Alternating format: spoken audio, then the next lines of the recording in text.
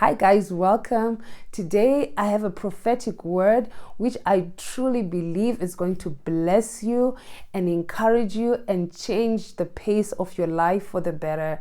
So today what happened is I was reading the book of Hebrews 11, and I read basically it's just a collection of different stories of people of faith in the Bible, and I read a part which talked about how most of these people died before seeing these promises, but they were okay with that because in their minds they believed that they were just nomads on earth and then their greater victory was in heaven. So for them it was okay that they didn't see these promises come to fruition, so they were okay with that, but they never wavered from their faith, from what God told them.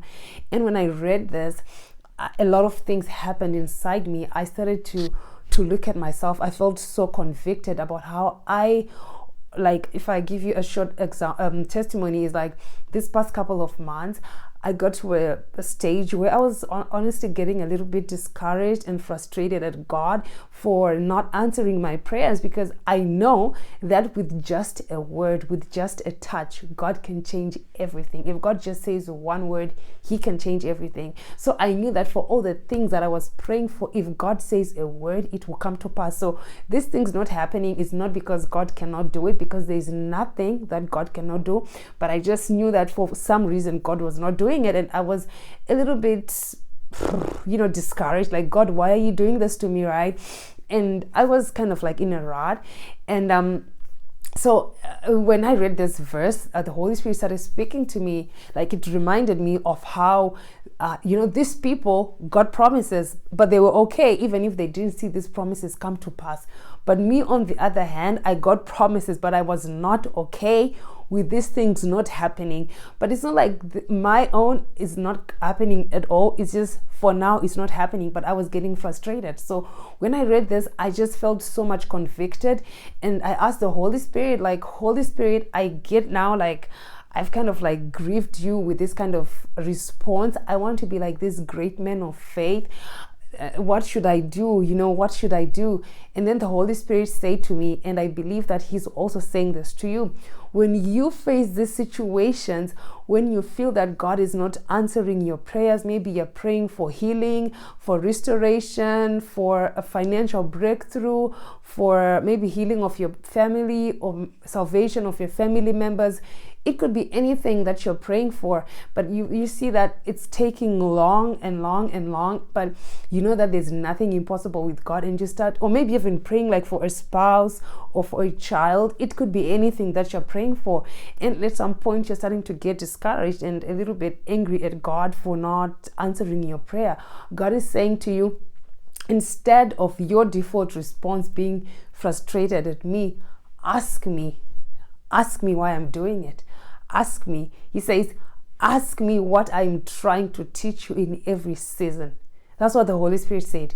Ask me what I am trying to teach you in this season.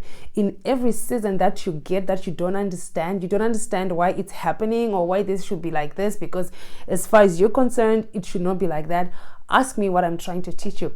So at that moment, I asked Him, I said, Holy Spirit, what are you trying to teach me? And He said, I'm trying to teach you patience and total surrender.